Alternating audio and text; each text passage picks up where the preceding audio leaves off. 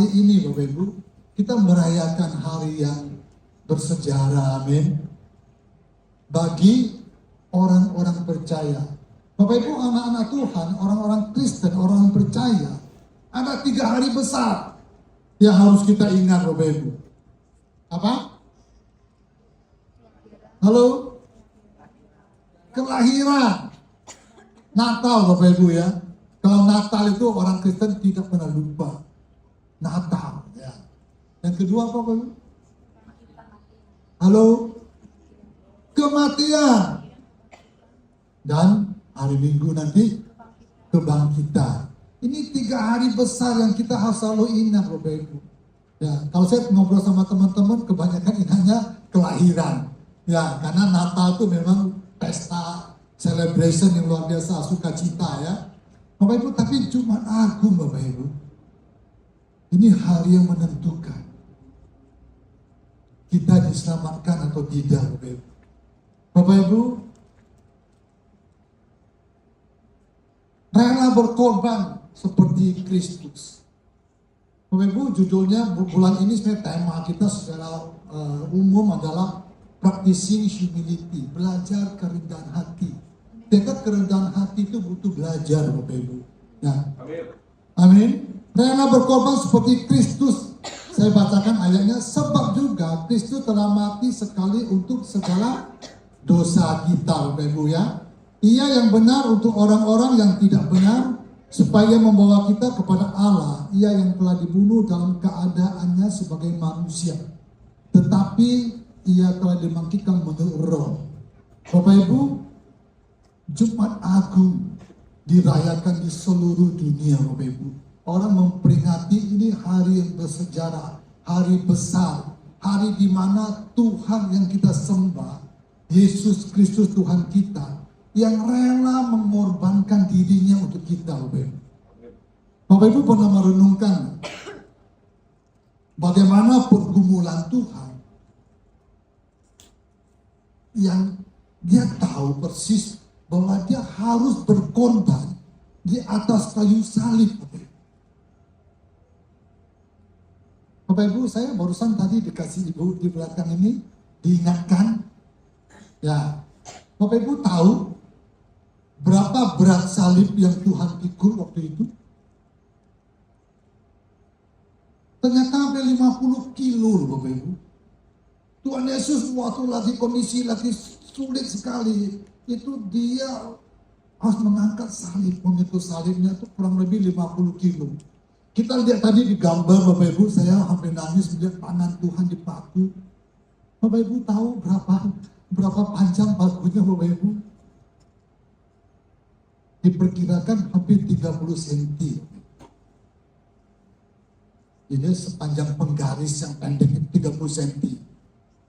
Bapak Ibu, Tuhan begitu menderita dan dia tahu loh. Dia tahu bahwa dia harus menderita, harus mati di kayu salib untuk menebus dosa kita. Bapak Ibu yang Tuhan kasihi, iblis mau menggagalkan rencana Allah. Kalau Yesus tidak mati di atas kayu salib, maka sia-sialah kita sebagai orang percaya. Amin Bapak Ibu. Karena apa Bapak Ibu? Karena dari mula Tuhan menciptakan manusia, manusia telah jatuh ke dalam dosa untuk Adam dan Hawa. Dan Tuhan mengirimkan nabi-nabinya, tidak ada satupun yang bisa. Dan Tuhan dengan cintanya yang begitu luar biasa, begitu maksimal, dia datang mengorbankan. Karena gak bisa, gak ada orang lain yang bisa mengorbankan. Karena dosa itu harus ditebus Bapak Ibu. Dulu orang Yahudi tebus dosa itu pakai korban. Korbannya domba. Ada darah Bapak Ibu. Dan Tuhan Yesus itulah domba yang harus dikorbankan bagi seluruh umat manusia Bapak Ibu. Dan saya lagi renungin waktu saya mempersiapkan firman Tuhan ini Bapak Ibu. Tuhan dia tahu bahwa dia akan disalib. Tuhan Yesus pada waktu itu sebagai manusia loh Bapak Ibu. Kita lupa, kita selalu berpikir Tuhan Yesus kan Tuhan. Waktu dia datang ke dunia ini, dia sebagai manusia seperti saudara dan saya. Punya rasa takut, punya rasa gentar. punya tahu sakit seperti apa, punya tahu lapar Bapak Ibu. Dan dia tahu bahwa dia bakal disalib Bapak Ibu. Orang disalib pada waktu itu adalah orang-orang jahat. Tapi Tuhan Yesus disamakan dengan orang jahat Bapak Ibu untuk disalib. Bapak Ibu, waktu Tuhan disalib, saya waktu lagi menyalib lagi merenung firman Tuhan ini, Tuhan ingatkan, siapakah orang-orang yang menyalibkan Yesus Bapak Ibu? Bisa jadi di antara sebanyak orang yang hadir pada waktu itu Bapak Ibu, ada orang-orang yang menikmati mujizat Tuhan. Waktu Tuhan Yesus memberikan 5.000 orang makan dengan 2 roti dan 5 ikan Bapak Ibu. Orang-orang mungkin pada waktu itu penuh sukacita. Wah, terima kasih nih Tuhan bikin mujizat. Tapi waktu Tuhan Yesus disalib Bapak Ibu, mungkin di antara orang-orang itu yang katakan salibkan dia. Salibkan dia. Itu adalah pergumulan yang luar biasa. Bukan hanya penderitaan secara fisik yang harus Tuhan alami loh Bapak Ibu. Tapi penderitaan mental itu yang lebih berat. Ada amin Bapak Ibu. Bayangin Bapak Ibu ya, kalau kita sebagai suami berkorban untuk istri, itu mah biasa Bapak Ibu. Kita sebagai orang tua berkorban untuk anak itu biasa. Berkorban untuk orang tua kita berkorban untuk orang-orang kita yang ada hubungan sama kita. Mungkin oke. Tapi Tuhan, dia datang ke dunia menebus orang yang berdosa, yang gak ada hubungan sama dia sama sekali Bapak Ibu. Tapi karena cinta Tuhan kepada kita, maka dia datang menebus kita Bapak Ibu. Dan dia rela mati di kayu salib, menebus dosa Bapak Ibu dan saya. Soalnya kita yang disalib Bapak Ibu. Amin. Roma 3 ayat 23 katakan apa? Semua manusia telah berdosa dan telah hilang kemuliaan Allah. Artinya upah dosa adalah maut. Jadinya kalau tidak ada Yesus yang datang menebus Bapak Ibu dan saya, tidak ada pengharapan dan kita tidak bisa masuk ke dalam kerajaan Allah. Kita gak bisa diselamatkan karena gak ada satu orang pun yang bisa menyelamatkan kita Bapak Ibu. Hanya Yesus yang mau mengorbankan diri untuk kita Bapak Ibu. Ini yang harus kita ingat baik-baik. Kalau setiap minggu atau sebulan sekali kita melakukan perjamuan kudus. Kalau di Jakarta, kebetulan saya di PIK, kita setiap minggu melakukan perjamuan kudus. Bapak Ibu, kadang-kadang kita mungkin sebagai orang percaya, ya biasa aja ya, kita melakukan perjamuan kudus. Padahal perjamuan kudus itu hal penting Bapak Ibu. Tuhan mengingatkan waktu Tuhan Yesus sebelum disalib, dia mengambil roti dan berkata kepada murid-muridnya, inilah tubuhku yang diserahkan bagi kamu. Perbuatlah ini menjadi peringatan akan aku. Jadinya waktu kita perjamuan, kita mengingat akan kebaikan, akan kesengsaraan, akan penebusan Tuhan kepada setiap kita Bapak Ibu. Nah, di Jumat Agung ini kita boleh merayakan, kita berterima kasih Tuhan yang menebus kita Bapak Ibu. Tuhan rela berkorban untuk kita. Bapak Ibu, apa pelajaran berikutnya kita lihat ya? Saya salah. Nah ini, pelajaran dari pengorbanan Yesus yang kita perlu belajar Bapak Ibu. Kristus menanggung apa? Dosa kita dengan rela Bapak Ibu. Mengapa ada kata dengan rela ya? Ada orang nolong orang lain kok tidak rela. Banyak orang melakukan kalau Bapak Ibu lihat di televisi, di mana, di sosmed, mereka menolong orang miskin, ya, itu apakah dengan rela? Belum tentu. Tapi kadang-kadang mereka ingin mencari nama. Tuhan berkorban, menanggung dosa kita dengan rela, tanpa pamrih Bapak Ibu. Tidak ada embel-embelnya. Kalau Tuhan kasih persyaratan kepada Bapak Ibu dan saya, bisa nggak kita diselamatkan? Bisa nggak kita diselamatkan oleh kebaikan kita, oleh perbuatan kita? Gak bisa Bapak Ibu. Amin. Bapak dan Ibu Tuhan kasihi, Tuhan rela datang berkorban untuk setiap kita. Siapakah kita Bapak Ibu? Kita yang masih sering bikin dosa, amin. Di sini ada yang nggak pernah bikin dosa, angkat tangan. Kita setiap hari masih kadang-kadang kita berbuat dosa. Bapak Ibu jangan berpikir dosa itu bunuh orang. Itu dosa. Oh iya, pasti. Saya pernah diskusi, talking dengan satu orang, kebetulan dia beda kepercayaan. Dia ngomong gini, Pak Edi, kita tuh harus berbuat baik supaya kita diselamatkan, supaya bisa masuk surga. Dia percaya di surga juga. Saya katakan, ya benar, semua agama mengajar kebaikan. Enggak, itu pasti. Tapi saya mau kasih tahu, mampukah kita berbuat baik supaya kita masuk ke dalam surga? Saya kasih ilustrasi ke dia. Dosa itu menjadi apa? Beban. Amin. Bapak Ibu bayangin ya, kita disuruh naik ke mungkin dikasih tangga 1000 anak tangga. Di situ kamu bisa diselamatkan, mari naik. Dengan kita memikul beban. Kira-kira sampai nggak Bapak Ibu? Tidak akan sampai. Caranya gimana supaya kita bisa sampai ke atas dengan mudah Bapak Ibu? Harus ada orang yang mengangkat beban kita. Amin. Beban kita tuh ditinggali, dibantu angkat. Yesus yang mengangkat beban kita. Yesus yang menanggung beban saudara dan saya, dosa saudara dan saya. Waktu saya bicara sama teman saya katakan, kamu bisa berbuat baik supaya diselamatkan. Coba, saya katakan. Umur 1 sampai 10 tahun saya anggap kamu gak mengerti apa-apa. Tapi umur 10 ke atas, kamu udah bisa membedakan baik dan jahat kan, betul? Sekarang saya tanya, lebih banyak berbuat baikkah kamu atau berbuat kesalahan? Itu dia merenung sebentar. Kayaknya saya nggak banyak bikin jahat loh Pak Edi. Saya nggak nipu-nipu orang, saya nggak bunuh orang, saya nggak bakar apa. Oh iya, saya katakan, tahu nggak apa yang namanya dosa? Berkata dusta itu juga kesalahan, itu juga dosa. Bisa nggak kita? Saya tanya dia, pernah kamu berbohong? Mungkin setiap hari berbohong. Gak ada Pak, bohong baik, bohong jahat gak ada. Tetap bohong itu namanya. Amin. Saya katakan jadinya gimana? Mampukah kita dengan perbuatan baik kita diselamatkan? Gak ada. Melihat, saya gak berzina Pak Edi. Alkitab katakan lu, kalau kamu melihat dan mengingini udah dosa. Ayo. Pada saya katakan itu dia, wah ini berat, ayah memang berat. Jadinya gimana? Gak ada manusia yang bisa selamat tanpa pengorbanan Yesus. Jadinya Bapak Ibu, kita harus mengerti benar. Kita berbuat baik itu harus.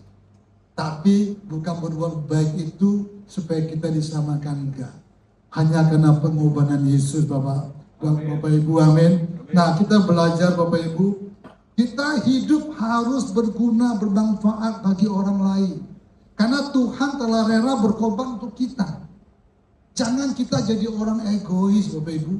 Kita udah diselamatkan, ya udah. Entar dulu. Yesus rela berkorban untuk kita. Kristus menanggung dosa kita dengan rela. Supaya apa? Supaya saya kasih warna merah di bawah. Supaya hidup kita itu bermanfaat dan berguna bagi orang lain. Berguna bagi orang lain itu apa Bapak Ibu? Dimanapun kita dipercayakan, kita harus menjadi berkat Bapak Ibu. Amin. Kita jangan jadi orang Kristen yang ya cukupnya percaya aja. Jangan Bapak Ibu. Karena Tuhan punya misi besar bagi kita. Untuk apa? Agar seluruh umat manusia bisa diselamatkan. Itulah kerinduan Tuhan. Tuhan gak mau satu orang pun binasa. Tapi Tuhan kasih kita free will, kebebasan memilih Bapak Ibu.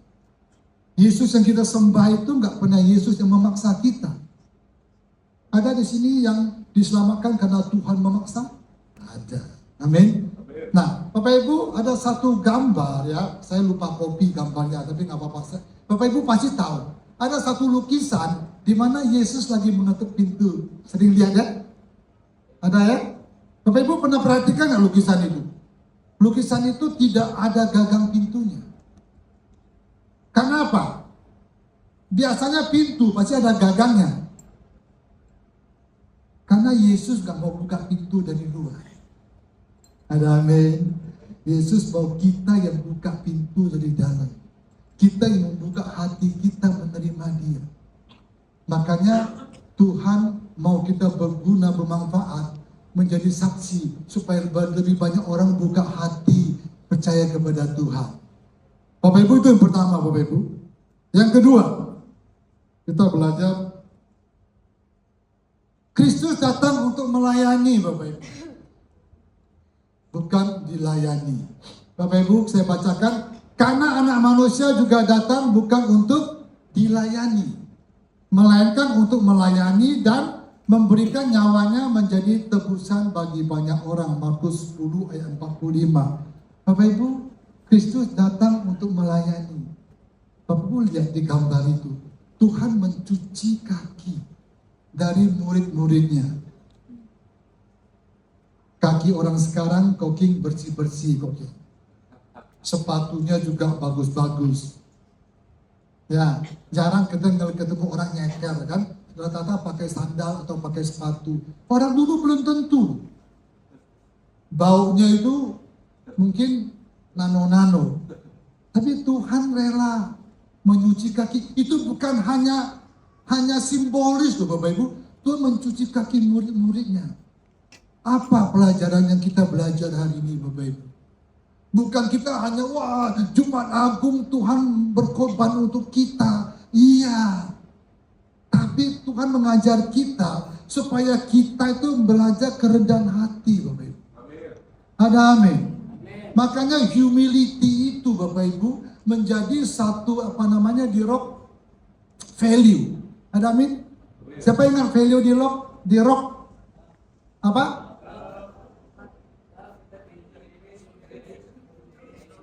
Ada humility? Ada.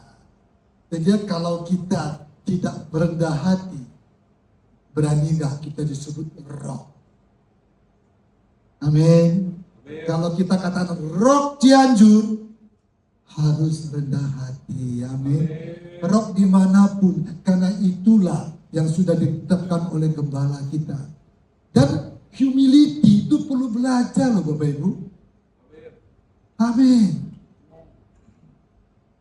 Di sini enggak Bapak Ibu, baik-baik semua. Tapi kalau orang-orang di Jakarta Bapak Ibu, itu kalau disalip mobil, langsung stunning Bapak Ibu. Itukah humility? Kalau gak disalamin di gereja, gua besok gak datang lagi lah minggu depan. Iya atau iya? Amin. Sini enggak ya Bapak Ibu ya enggak. Saya takut koking, nanti gak bisa pulang saya. Di sini enggak, di tempat lain Bapak Ibu. Humility. Mari kita belajar kerendahan hati. Yesus itu kasih contoh kepada kita Bapak Ibu. Bagaimana kita merendahkan hati. Makanya dia kasih contoh dengan apa? Menyuci kaki murid-muridnya. Bukan berarti besok koking harus menyuci kaki teman-teman semua, bukan ya. Ini simbol ajaran yang Tuhan ajarkan itu tentang apa? Kerendahan hati. Kerendahan hati nggak mudah Bapak Ibu. Ya. Ada orang bekerja jabatan tinggi. Dulu saya punya atasan Bapak Ibu, direktur saya. Itu orang GKI. Dia di kantor, dia tuh orang nomor 1 Bapak Ibu. Terus dia orang Kristen. Saya tanya, ada teman yang satu jemaat, satu gereja sama dia. Saya tanya, itu si bos kita itu di gereja jadi apa? Pak Edi tahu nggak? Apa? Dia bawa persembahan Pak Edi gitu. Bawa kolektor. Gengsi nggak Bapak Ibu? Dia seorang jabatan yang tinggi di perusahaan yang tempat saya bekerja. dia sebagai CEO-nya Bapak Ibu. Tapi dia mau melayani, mau merendahkan hati, itu bawa persembahan Bapak Ibu, kolektor. Bukan bawa kolektor itu rendah, bukan Bapak Ibu ya. Kalau sekarang kan kolektornya ke depan, amin. Kalau gereja-gereja lain Bapak Ibu ya, kayak teman saya itu di GKI, memang mereka dikasih itu. Saya dulu waktu di daerah juga begitu. Kita kasih ada tugas, satu baris kita bawa kolektor, bawa kantong. Saya katakan hebat. Makanya dia memimpin kami waktu itu dengan bijaksana Bapak Ibu. Ya, orang leader itu dinilai dari mana? Dari kerendahan hati Bapak Ibu. Karena Yesus mengajar itu, leader itu bukan memerintah, tapi mengajar melayani dan kerendahan hati Bapak Ibu.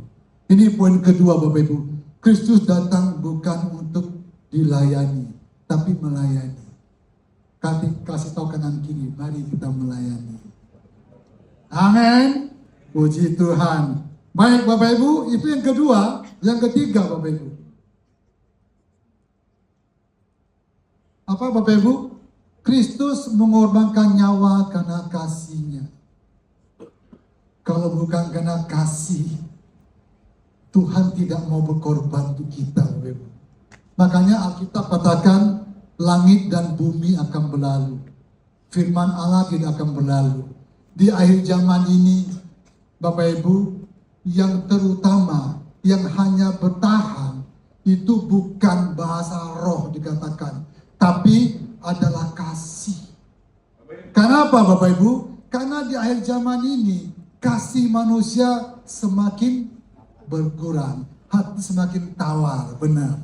Karena apa? Karena masing-masing orang egois. Bapak Ibu tahu, mungkin Bapak Ibu ada mengikuti perkembangan dunia saat ini, perang dagang Bapak Ibu ya. Kalau orang dagang pasti tahu, ini perang Amerika dan China ini itu mengakibatkan bisa dunia Bapak Ibu. Belum perang dunia ketiga, belum Bapak Ibu, tapi perang dagang duluan. Perang dagang ini berbahaya sekali Bapak Ibu. Itu akan mengakibatkan apa? Akan mengakibatkan kelaparan, kemiskinan Bapak Ibu. Karena apa? Bapak Ibu bayangin ya. Saya kasih cerita sedikit. Kalau kita ekspor ke Amerika, Indonesia mengekspor ke Amerika itu adalah negara nomor 2 terbesar yang kita ekspor barang. Kalau kita kirim barang ke Amerika, di sana dinaikin harga barang kita Bapak Ibu. Barang kita nggak laku. Otomatis produksi di dalam negeri jadi berkurang kan? Kalau berkurang karyawan gimana Bapak Ibu? Kalau berkurang juga PHK. Kalau banyak PHK apa yang terjadi Bapak Ibu? Kelaparan, kejahatan akan terjadi di mana-mana. Jadinya ini Bapak Ibu, ini bakal berdampak besar. Jangan main-main ya Bapak Ibu ya. Jadinya apa pelajaran kita belajar? Yesus mengorbankan nyawa karena kasih-Nya. Kasih semakin hari semakin tawar. Orang semakin hari semakin tidak peduli dengan lingkungan. Mungkin di Cianjur ini kota kecil baik-baik orangnya semua ya. Di Jakarta itu orang nggak kenal tetangga. Serius. Saya kemarin konser di satu teman saya di PIK. Pemilik rumah ngomong, tetangganya saya nggak kenal. Tetangga nggak kenal. Saya kebetulan dalam satu komplek kita banyak kenal karena kita jalan pagi. Tapi makin hari kota besar, tetangga-tetangga nggak kenal. Kalau Cianjur mungkin berapa kilo aja kita kenal mungkin ya. Karena sering di kota besar orang ada yang sengaja nggak mau kenal Bapak Ibu. Bukan karena nggak bisa kenal. Karena apa? Karena ego. Karena merasa dia lebih hebat. Kamu siapa sih? Bapak Ibu, Yesus mengajar kita Bapak Ibu ya. Mengorbankan nyawanya apa? Karena kasih-Nya. Inilah perintahku, yaitu supaya kamu saling mengasihi seperti aku telah mengasihi kamu. Karena tidak ada kasih yang lebih besar daripada kasih seorang yang memberikan nyawanya untuk sahabat-sahabatnya. Tuhan mengajar kita Bapak Ibu, kasih bukan perkataan. Banyak orang mengatakan saya mengasihi kamu. Kalau suami istri ada, saya pernah dengar satu cerita lucu. Si istri tanya ke suaminya, kamu mengasihi saya nggak sayang? Mengasihi. Kalau mengasihi, ya kamu mau berkorban.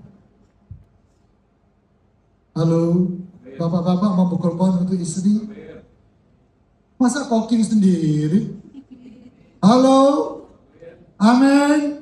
Amin. Sebaliknya saya tanya nih, ibu-ibu mau berkorban untuk bapak-bapak? Amin. Ibu-ibu lebih kenceng. Ternyata memang benar, bapak ibu Tuhan kasih.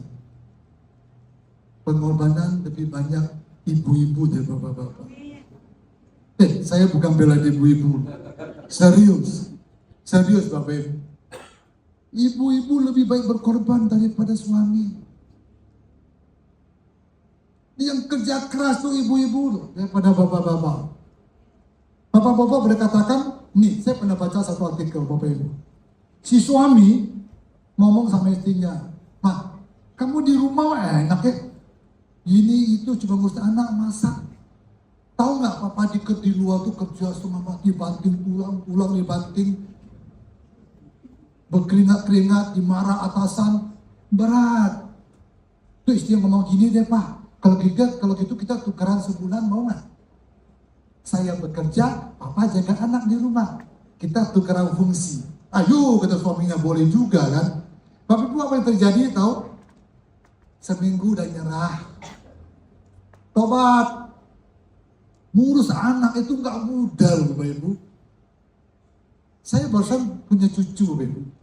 Umur hampir 2 tahun. Puji Tuhan Bapak Ibu, aktifnya luar biasa. Itu saya sama istri berdua jaganya sampai kita help pakai orang tuanya datang. Karena aktif luar biasa Bapak Ibu. Itu nggak mudah loh Bapak Ibu. Jadi kalau saya ngomong sama anak saya, lu tahu nggak? Lu baru anak saya ngeluh, "Pak, waduh, ini dia luar biasa." Anaknya saya ngomong sama dia gini, "Tahu nggak, Nak? Kamu dulu kecil kayak gini." Jadi kamu rasakan bahwa papa mama tuh dulu kayak gini loh jaga kamu. Oh gitu ya, iya. Sekarang papa mama udah gak kuat sih jaga cucu sulit gitu. Tapi kamu masih muda, ayo. Jadinya jaga kerjaan rumah tangga Bapak Ibu lebih berat. Makanya pengorbanan ibu-ibu lebih kenceng, serius saya ini ya. Luar biasa. Nah Bapak Ibu Tuhan kasih, jadi apa kita belajar? Kasih bukan hanya kata-kata tapi tindakan. Mari, Alkitab mengajar kita, kalau orang lapar datang kepada kita, tidak cukup kita doain dan suruh pergi. Doain dan kasih makan baru suruh pergi. Ada amin? Amin. Itu baru kasih dengan tindakan. Mau Bapak Ibu lakukan itu? Saya yakin di sini sudah lakukan semua ya. Baik Bapak Ibu, jadinya apa? Kasih bukan hanya kata-kata, tapi harus tindakan.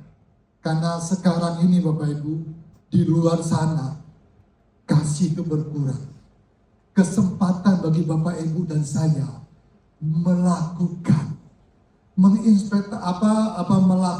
mengaplikasikan kasih Allah. Orang bekerja Bapak Ibu sekarang, sikut kanan, sikut kiri supaya bisa naik. Tapi bagi kita bukan. Bagi kita mengasihi mereka. Amin. Karena promosi, saya ngomong sama anak saya, bekerja, papa gak setuju kalau kamu sikut kanan, sikut kiri. Karena promosi datang dari Tuhan. Karena Tuhan yang mengangkat, gak ada satu orang pun yang bisa menurunkan. Kalau Tuhan yang buka pintu, gak ada satu orang pun yang bisa menutupnya. Kita gak perlu ikut arus dunia Bapak Ibu. Kita strict dengan firman. Mari kita belajar mengasihi sesama. Amin Bapak Ibu ya. Nah Bapak Ibu, selesai Bapak Ibu? Oh cepat sekali. Oh ternyata belum ya. Masih kira-kira 10 slide Bapak Ibu ya. Tenang aja. Enggak Bapak Ibu enggak. Sebentar lagi. Nah Kalau kita udah belajar Bapak Ibu 3 hal tadi tentang pengorbanan Yesus, terus apa yang harus kita lakukan sebagai orang percaya? Bapak Ibu, banyak orang mengerti tapi tidak melakukan. Banyak orang dapat perintah, oh ya, tapi tidak mengaplikasikan. Nah, ada 3 hal penting lagi Bapak Ibu ya, yang harus kita lakukan atau merespon pengorbanan Yesus dalam setiap kehidupan kita. Kalau kita sadari bahwa Tuhan Yesus telah berkorban untuk kita Bapak Ibu, tanpa syarat, maka kita itu harus memberi diri kita melayani Tuhan, melayani pekerjaan Tuhan. Bapak Ibu, Cianjur butuh Bapak Ibu untuk memenangkan jiwa-jiwa di luar. Kemarin saya ngobrol sama Pak Ampi, Cipanas, berapa banyak gereja? Oh, Pak, ini cukup banyak. Tapi kalau dihitung, orang yang percaya sama orang yang nggak percaya, banyak mana? Banyak orang nggak percaya. Paling di sini mungkin berapa persen Koking? Cipanas atau Cianjur? 5% paling. 10% ada? Orang Kristen? Oh, 0,5. 0,5 itu berarti masih punya 99,5. Itu ladang Bapak Ibu. Yang tugasnya Bapak Ibu lakukan. Bapak Ibu orang Cianjur, menangkan Cianjur. Amin. Koking nggak bisa sendiri tanpa Bapak Ibu. Tadi saya ngomong di Cipanas, Pak Ampi nggak bisa sendiri. Pak Ampi mau buka di mana? Sentul. Luar biasa. Siapa mau daftar ke Pak Ampi ya? Pak Ampi mau buka Sentul. Saya katakan ke orang-orang Cipanas pagi tadi, Pak Ampi gak bisa sendiri, butuh orang-orang Cipanas, butuh orang-orang Cianjur yang mau apa? Mau melayani. Melayani ini ungkapan terima kasih kita, Bapak. Kalau kita mengungkapkan terima kasih kita kepada orang yang menolong kita, Bapak Ibu, kepada orang yang berkorban untuk kita, minimal kita lakukan sesuatu untuk mereka, betul nggak? Jadinya Tuhan yang berkorban untuk kita, kita harus lakukan sesuatu, yaitu dengan cara gimana? Tuhan katakan apa? Yang dibutuhkan bukan persembahan. Yang dibutuhkan adalah diri kita, di mana kita melayani Tuhan. Jangan ada satu cerita gini, ya Tuhan saya mau, tapi utuslah dia. Jangan saya mau, tapi utuslah dia Bapak Ibu. Saya mau Tuhan, utuslah saya. Bapak Ibu jangan berpikir gini ya, hanya orang salah berpikir, salah mengerti.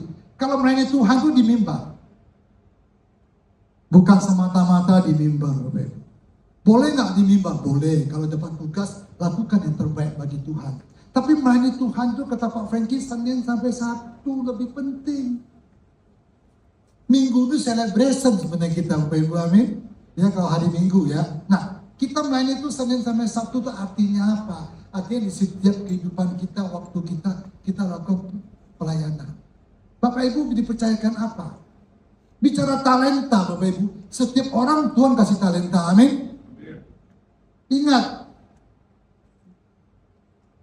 ada 1 talenta, ada 2, ada 5. Hamba yang setia. Yang 5 lipat gandakan jadi 10. Ayat firman Tuhan jelas mengatakan, hai hambaku yang baik dan setia, masuklah ke dalam perjamuan. Yang 2 datang bawa 4. Firman Tuhan tidak ada beda. Kamu 2. Ya, hai hamba yang baik saja, tapi nggak ada setianya. Enggak, tetap hai hamba yang baik dan setia, masuklah dalam perjamuan. Waktu yang 1 datang, tidak membuai, hanya disimpan, tuannya marah. Bapak Ibu, artinya kita itu harus memberi diri kita melayani. Sebanyak apapun talenta yang Allah percayakan. Bapak Ibu pintar masak, jadi berkat. Ngajarin orang sekeliling masak. Amin. Pintar bikin kue, lakukan. Pintar salon, buka salon. Baik, buka salon Bapak Ibu. Tapi ngajarin orang-orang. Itulah yang jadi berkah Bapak Ibu. Amin. Nah Bapak Ibu Tuhan kasih, Tuhan mau kita lakukan itu.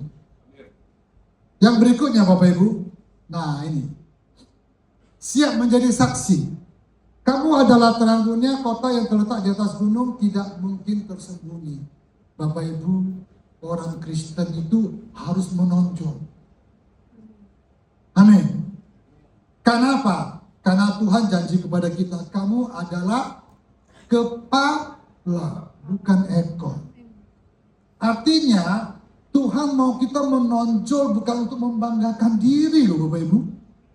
Tapi untuk menjadi saksi. Saya tadi cerita di Cipanas. Saya pernah kenalkan satu orang Bapak Ibu yang bekerja kepada teman saya. Teman saya orang Kristen. Terus orang Kristen ini yang saya kenali orang Kristen, orang percaya. Dikenali sama teman saya. Terus teman saya ngomong sama saya, Peggy, kalau boleh Bapak lain kali kalau kenalin orang, jangan orang Kristen ya. Loh, saya kaget. Loh, ada apa Pak? Mengapa bukan orang Kristen? Orang Kristen kan baik. Peggy tahu nggak? Izin terus. Halo, nggak ada di sini Bapak Ibu ya. Tahu nggak dia ngomong sama saya? Pak, saya boleh nggak pulang duluan? Ada apa? Ada doa. Terus nanti izin lagi. Ada komsel. Terus teman saya ngomong sama saya, orang ini mau bekerja atau gimana? Saya ngomong sama dia, ikut aturan. Kalau dia mau pelayanan, suruh pelayanan full. Tapi kalau dia masuk ke dalam perusahaan Bapak, ada aturannya. Udah tanda tangan dari awal, jam kerjanya jelas. Kalau sesekali dia izin mungkin boleh lah, pasti penting. Tapi kalau izin terus memang nggak benar. Itukah saksi Bapak Ibu? Itukah anak Tuhan yang saksi?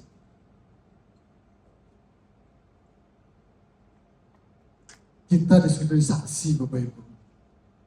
Artinya banyak di Alkitab mengajar kita Bapak Ibu. Yang Alkitab. Siapa yang menjadi saksi? Yusuf. Dipersulit, dipenjara, tetap jadi saksi. Artinya Tuhan mau kita tuh jadi terang Bapak Ibu. Bukan menjadi batu sandungan untuk orang-orang. Karena orang di luar tuh butuh bukti, bukan janji Bapak Ibu. Kita menghafal firman Tuhan, baik. Tapi gak ada artinya kalau hanya hafalan. Yang lebih baik kita melakukan. Maka ada satu pepatah Cina bagus, pepatah Cina kuno, Boki. Itu yang saya sering ajar kepada orang-orang. Satu contoh lebih berguna dari 1000 nasihat. Kita kasih orang 1000 nasihat, itu kalah dengan satu contoh. Jadinya kita kasih contoh. Yesus itu kasih contoh kepada kita. Amin. Itu yang kedua Bapak Ibu. Yang terakhir, siap untuk berkorban. Pergilah dan perbuatlah demikian. Ini panjang ayatnya. Nanti baca di rumah aja ya. Waktu kita nak keburu. Lukas 10 ayat 30 ayat 37. Semua orang pasti ingat kisah ini. Amin. Ini tentang apa Bapak Ibu? Halo? Orang Samaria yang baik hati. Hebat. Sering baca Alkitab ya. Orang Samaria yang baik hati. Bapak Ibu itu diceritakan dengan contoh dengan ekstrim. Waktu ada orang yang lagi kesulitan, orang Samaria, ada imam lewat, imam sengaja pura-pura gak lihat. Mungkin ada pengerja pura-pura gak lihat. Ada hamba Tuhan bahkan pura-pura gak lihat.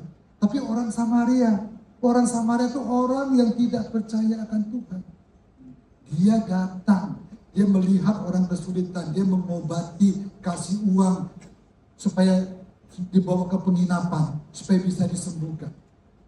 Bapak Ibu, Tuhan mau kita berkorban. Amin. Apa yang kita perlu korbankan? Banyak orang berpikir gini, kalau berkorban itu pasti harus kasih uang ya. Tuhan kita kaya, Bapak Ibu. Amin. Di surga itu emas itu injakan kaki.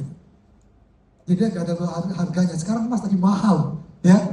Wah, ini ngomong emas yang lain berseri-seri mukanya nih. Ibu-ibu, wah ini banyak sih. Bapak Ibu, Tuhan kita kaya. Tapi bukan berarti Tuhan memberi korban itu hanya materi, enggak. Pertama, mau nggak kita berkorban waktu kita, Bapak Ibu? Bapak Ibu datang ke sini itu korban waktu, amin. Jumat Agung liburnya hari kejepit. Enaknya hari kejepit itu apa ya, Pak King ya?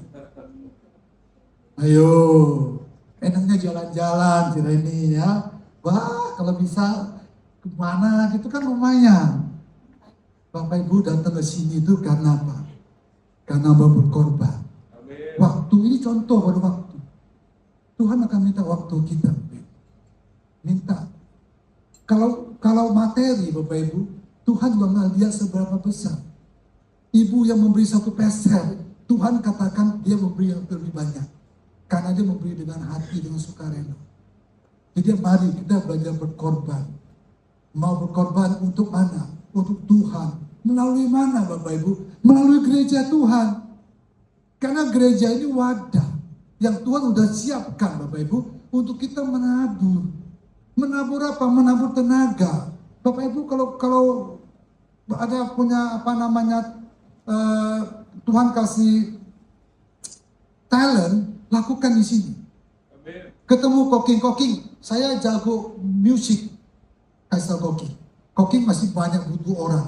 Karena mau buka-buka di mana-mana ya koking ya. Bapak Ibu, ayo. Tuhan butuh kerjasama kita Bapak Ibu.